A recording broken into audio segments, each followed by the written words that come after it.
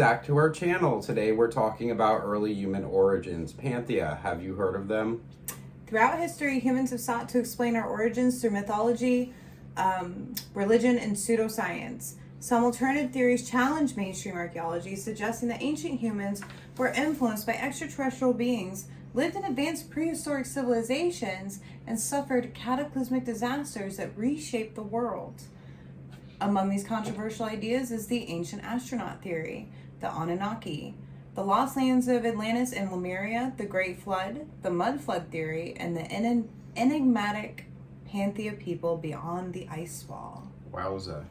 One of the most famous pseudoscience, I hate that word, pseudoscience, theories is the ancient astronauts hypothesis. Everybody's seen the guy with the big hair? It's great. I love him. He's awesome. He's probably right. He's probably 100% right. Which proposes that extraterrestrials visited Earth in antiquity. Everybody knows that, influencing early human civilization. Proponents point to ancient texts, megalithic structure, and unexplained artifacts as evidence that early humans may have been guided by advanced beings from the stars. Ancient aliens. A key component of this theory is the Anunnaki, a race of deities described in Sumerian mythology. Some theorists argue that the Anunnaki were in fact extraterrestrial visitors who genetically modified early humans to create a labor force, explaining sudden advancements in agriculture, architecture, and writing. We couldn't have done it for ourselves, right? Well, similarly, the legends of Atlantis and Lemuria suggest that advanced human civilizations existed before recorded history.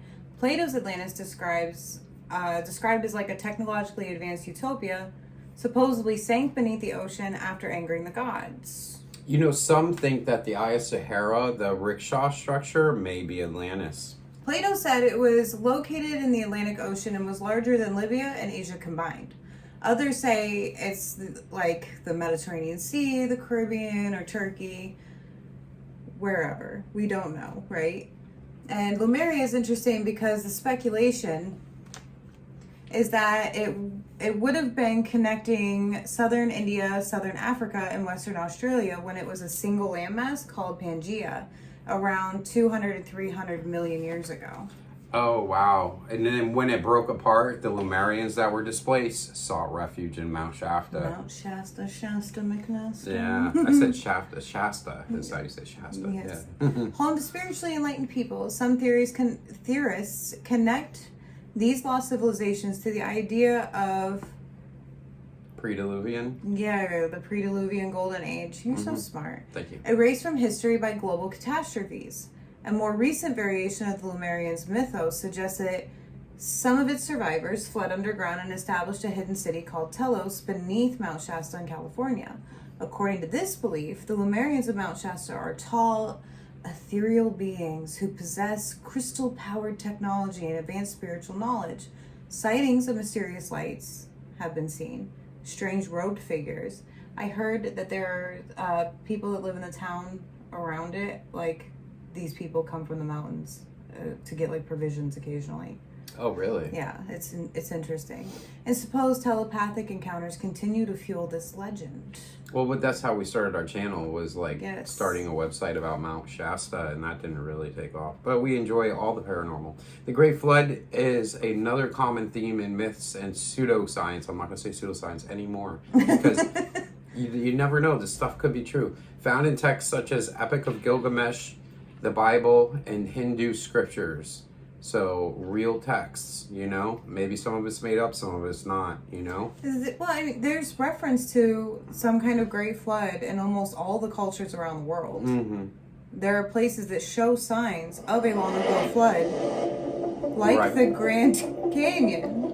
Yeah, there's our theme music. Hold on. Where did that just come from? Oh, just our stuff. Okay, should we? Nah, keep going. Okay, cool. Snafu. So anyway, there are places that show signs of a long ago flood, like the Grand Canyon. And you were saying earlier, in Africa, right? Mm-hmm. So like, There's if you look at Africa, I watched this on I think it was Joe Rogan.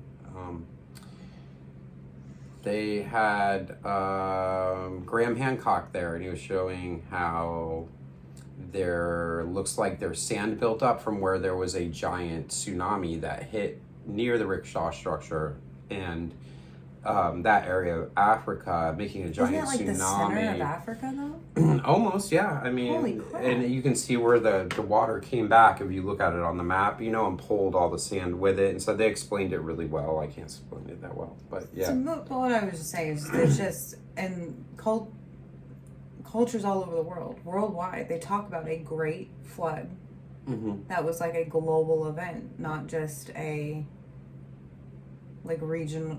I mean, I don't know. What do I know? Regional flooding, whatever. Right. Well, there's layers of Earth you can see it in, everywhere. Yeah. That's, it's real. It's not True. pseudoscience. It's not pseudoscience. While mainstream archaeology suggested these stories were inspired by regional flooding events, no, it's everywhere. Alternative theorists believe they recount a global catastrophe that wiped out the advanced civilization. Yes. A related but more recent theory is the mud flood hypothesis, which suggests that a cataclysmic event buried entire cities in mud, erasing historical knowledge and resetting human progress. Proponents claim that the hidden layers of beneath buildings of modern structures indicate an erased epoch of human civilizations. I don't know if I. Yeah, I'm not down for that one, but You're not a mud flood theorist? No, Me no. either.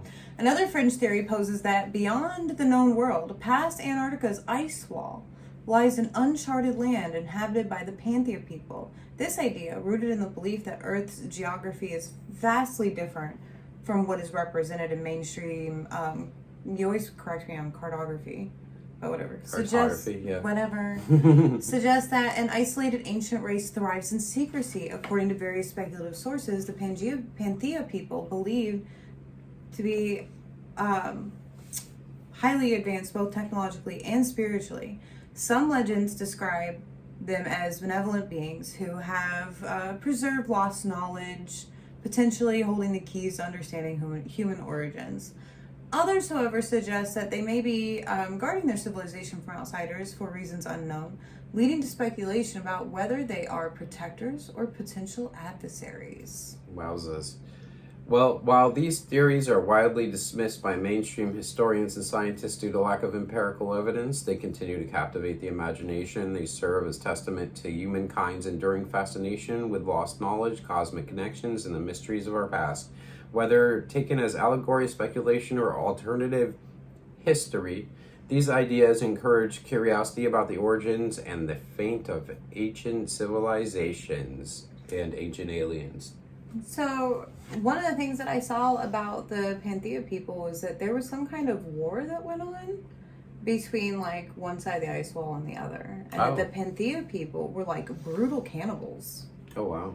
And I can't re-find any of that information. So, oh, interesting. yeah, they were like, they cut off from us. I and don't believe in the whole ice wall thing. I don't think I do either. I do think there's some weird stuff in Antarctica. There's definitely weird stuff in Antarctica, for sure. That's why they have it so that no one can go in there. Well, it's also deadly to be there. Yeah, nobody really wants to go there in the first place. But Listen, I lived in Alaska for a few years, and I can't imagine what anything. But something's going down. Cold something's happening down there. Something's happening. I don't know what. But yeah, it's just I'm saying I know what negative 50 feels like. I can't imagine what Antarctica feels like. Right. Because it like hurts to breathe. Right. I think modern science though tries to justify keeping the status quo, and they don't like to go against mainstream ideas because that puts a lot of people out of jobs.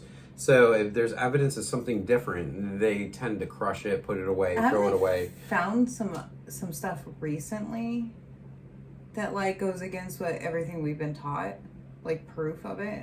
As far as what? You said they found something. Something was found. Oh. I don't know. They find they find objects a lot of times that are super old, and it's how do they have that, back in the day? Because an axe or something, and because there's certain things people didn't do this until this time. Right. Or this whatever. Well, I mean, that all comes in also, it could be, time travel type deal, Who knows? But, I mean, there's a lot of theories out there. I think there's more to it than we all know about, So Interesting stuff. I think next time we should do a video on quantum, all the quantum stuff going on. Quantum immortality. Yeah, And it's very interesting. time slips and portals and all that fun jazz. Yeah, that sounds really good. We should do. We'll That- see you next time with that. That's what we're doing next time. Yes, yes. Buckle Hope up, you mother- enjoyed. Bye. Bye.